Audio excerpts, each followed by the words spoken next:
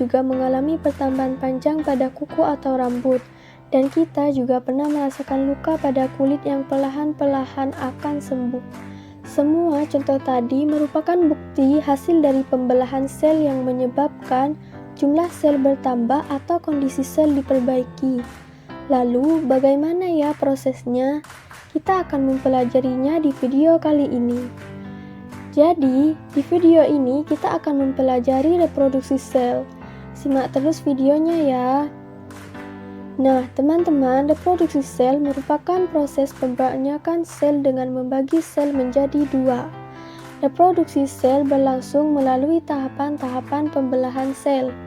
Pembelahan sel ada 3 jenis tahapan, yaitu pembelahan amitosis, mitosis, meiosis. Kita akan membahasnya satu persatu. Pertama, amitosis. Amitosis merupakan di mana sel membelah diri secara langsung tanpa melalui tahap-tahap pembelahan sel. Amitosis biasanya disebut juga dengan pembelahan biner. Amitosis juga sering terjadi pada sel prokaryotik seperti sel bakteri dan cyanobacteria atau ganggang biru.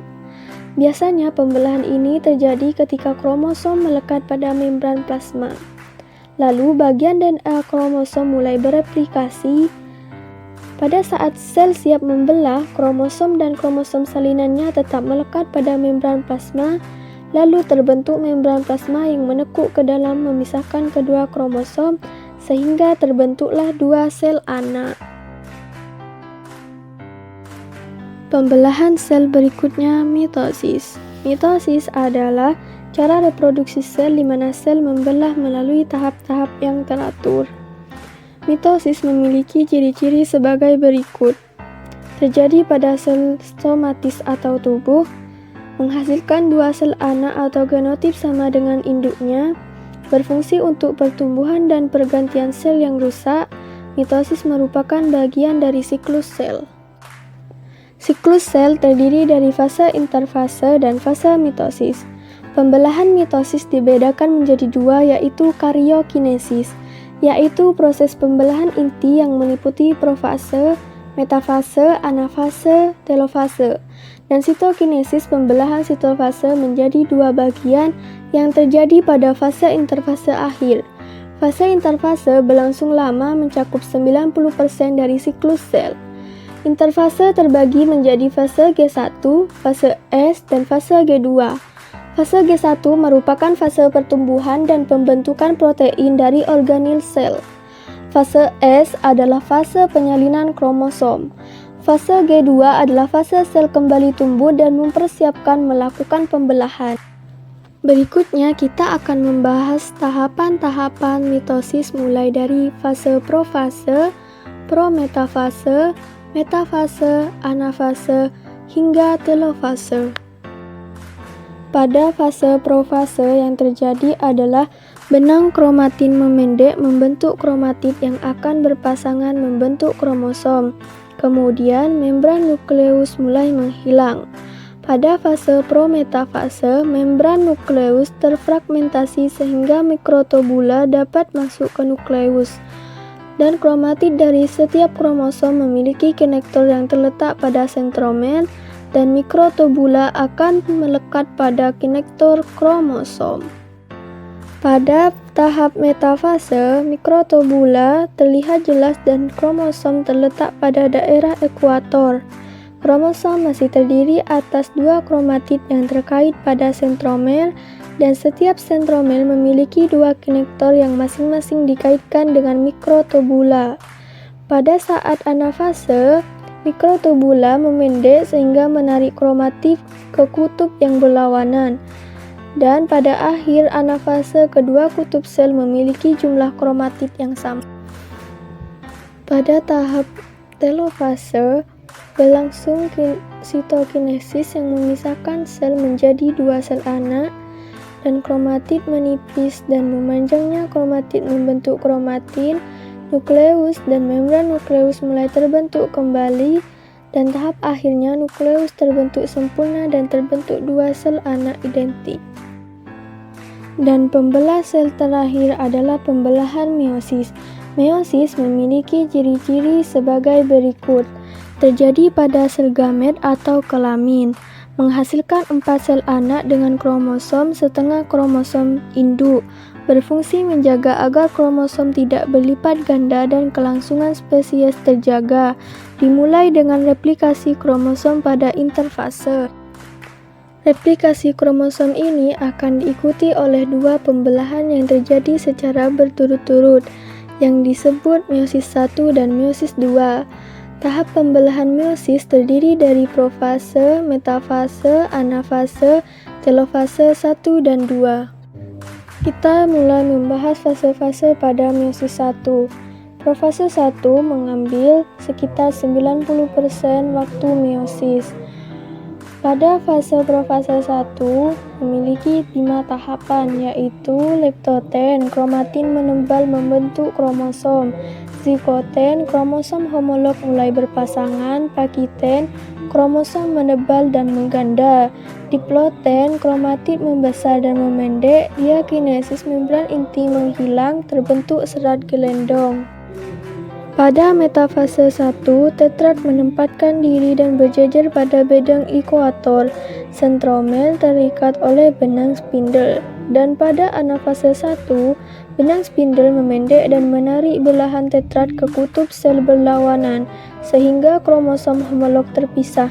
Dan pada fase telofase 1, membran membentuk sekat membentuk 2 sel anakan yang haploid, tetapi kromosom masih mengandung 2 sister kromatid yang terhubung di sentromel. Fase-fase meiosis 2 adalah yaitu profase 2. Benang kromatin berubah menjadi kromosom, nukleus dan membran inti menghilang, sentriol terpisah menuju kutub yang berlawanan, serta serat gelendong terbentuk di antara 2 kutub pembelahan. Pada fase metafase 2, kromosom bergerak menuju bidang ekuator dan berjejer. Anafase 2, kromatid berpisah dari homolognya dan bergerak menuju kutub berlawanan, dan telofase 2, kromosom berubah kembali menjadi benang-benang kromatin, nukleolus dan membran inti mulai terbentuk, serta serat gelendong mulai menghilang. Itulah fase-fase pada meiosis. Bisa dipahami ya? Setelah mempelajari jenis-jenis pembelahan sel, kali ini kita akan membahas perbedaan mitosis dan meiosis, yaitu mitosis bertujuan untuk memperbanyak jumlah sel atau tumbuhan, sedangkan meiosis bertujuan menjaga agar jumlah kromosom keturunannya selalu tetap. Mitosis terjadi pada sel tubuh, sedangkan meiosis terjadi pada sel kelamin. Mitosis hasil berupa 2 sel anakan yang masing-masing bersifat diploid atau 2N, sedangkan meiosis hasil berupa 4 sel anakan yang masing-masing bersifat haploid atau N. Mitosis, jumlah kromosom sel anak sama dengan sel induk, sedangkan meiosis, jumlah kromosom sel anaknya setengah dari sel induk. Mitosis mengalami 1 kali pembelahan, sedangkan meiosis mengalami 2 kali pembelahan.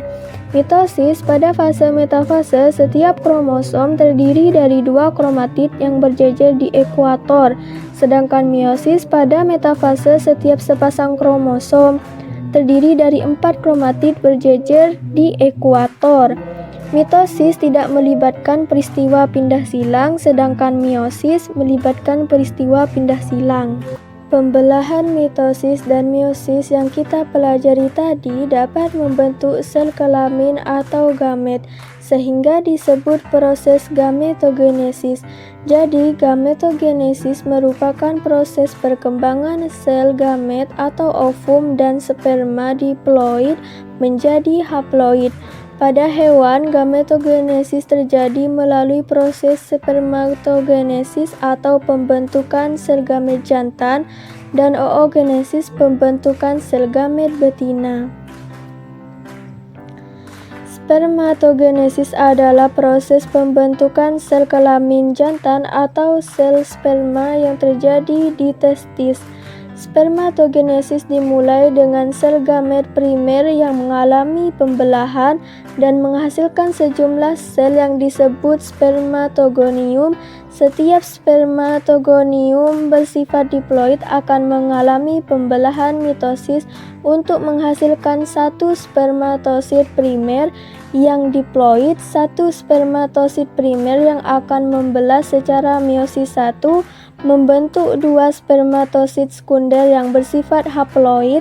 Dua sel spermatosit sekunder selanjutnya mengalami meiosis 2 sehingga membentuk 4 sel spermatid yang haploid. Dua sel spermatid akan mengalami pematangan atau spermagionesis membentuk 4 sel spermatozoa atau sel kelamin jantan yang telah matang dan bersifat haploid. Jadi, spermatogenesis menghasilkan 4 sel spermatozoa setiap kali pembelahan. Selanjutnya, oogenesis. Oogenesis adalah proses pembentukan sel telur atau ovum yang terjadi di ovarium betina. Oogenesis dimulai dengan sel induk oogonium diploid akan membelah secara mitosis menghasilkan oosit primer diploid. Oosit primer kemudian membelah secara meiosis 1 menghasilkan satu oosit sekunder haploid ukuran lebih besar mengandung sitoplasma lebih banyak dan satu badan polar 1 polosit primer yang berukuran lebih kecil. Selanjutnya, oosit sekunder dan badan polar 1 akan mengalami meiosis 2. Oosit sekunder akan membentuk satu ootit haploid dan satu badan polar 1, sedangkan badan polar 1 akan membentuk badan polar 2 polosit sekunder sebanyak 2 buah. Satu badan polar 1 dan 2 badan polar 2 haploid mengalami degenerasi, sedangkan ootit akan berdiferensiasi menjadi satu sel ovum haploid sehingga hasil akhir oogenesis adalah satu ovarium dan 3 badan polar. Selanjutnya, kita dapat membedakan spermatogenesis dan oogenesis. Berdasarkan tempat jenisnya, spermatogenesis terjadi di testis, sedangkan oogenesis terjadi di ovarium. Spermatogenesis terjadi terus-menerus setiap harinya setelah pubertas, sedangkan oogenesis memiliki siklus rutin setiap bulannya setelah masa pubertas atau siklus menstruasi. Spermatogenesis menghasilkan 4 sel fungsional berupa sel sperma haploid, sedangkan oogenesis menghasilkan satu sel ovum haploid dan 3 badan polar yang terdegenerasi atau mati. Spermatogenesis menghasilkan jutaan sperma, sedangkan oogenesis menghasilkan satu ovum per bulan. Spermatogenesis, sel sperma berukuran sama dengan spermatid dan spermatosit. Oogenesis, ukuran ovum jauh lebih besar daripada oosit. Spermatogenesis dimulai dari masa pubertas dan selama hidup, sedangkan oogenesis dimulai sejak masa pralahir, pasca pubertas, hingga menopause. Selanjutnya kita bahas gametogenesis pada tumbuhan. Gametogenesis pada tumbuhan dibedakan menjadi dua, yaitu mikrosporogenesis, pembentukan gamet jantan atau serbuk sari, dan makrosporogenesis, pembentukan gamet betina atau ovum. Pertama, mikrosporogenesis. Mikrosporogenesis yang membentuk gamet jantan terjadi di kepala sari. Di dalam kepala sari terdapat kantung serbuk sari yang di dalamnya terdapat berbagai sel-sel induk serbuk sari atau mikrospora yang diploid. Pembentukan mikrospora dalam bulu serbuk sari ini berasal dari mikrosporosit. Mikrosporogenesis menghasilkan 2 macam inti sebanyak 3 buah inti. Tahapan-tahapan mikrosporogenesis adalah: pertama, sel induk mikrospora akan mengalami pembelahan meiosis 1 dan menghasilkan sepasang sel haploid. Sepasang sel haploid ini akan membelah secara meiosis 2 menghasilkan 4 sel mikrospora haploid yang berkelompok menjadi satu atau tetrad. Setiap mikrospora mengalami pembelahan karyokinesis sehingga menghasilkan 2 inti haploid, yaitu inti vegetatif atau inti saluran serbuk sari dan inti generatif. Inti generatif membelah secara mitosis sehingga membentuk 2 inti sperma yang dikenal dengan inti generatif 1 dan inti generatif 2. Kedua, megasporogenesis. Megasporogenesis membentuk sel gamet betina atau ovum yang terjadi di ovulum atau ovarium yang berasal dari megasporosit. Megasporogenesis menghasilkan 4 macam inti sebanyak 8 buah inti. Tahapan-tahapan megasporogenesis adalah proses megasporogenesis dimulai dari pembelahan meiosis 1 dan meiosis 2 sel induk megaspora diploid menghasilkan 4 sel megaspora yang haploid. Pada tumbuhan Angiospermae hanya 1 megaspora saja yang fungsional, sedangkan 3 lainnya mengalami degenerasi. Selanjutnya, 1 sel megaspora yang haploid mengalami 3 kali pembelahan mitosis berturut-turut menghasilkan 8 sel megaspora di dalam gametofit betina. 8 sel tersebut selanjutnya tersusun menjadi 3 sel antipoda, 2 inti kutub atau inti kandung lembaga sekunder, 1 sel ovum dan 2 sel sinergit. Berikut perbedaan mikrosporogenesis dan megasporogenesis. Mikrosporogenesis terjadi di kepala sari, sedangkan megasporogenesis terjadi di bakal buah atau ovarium.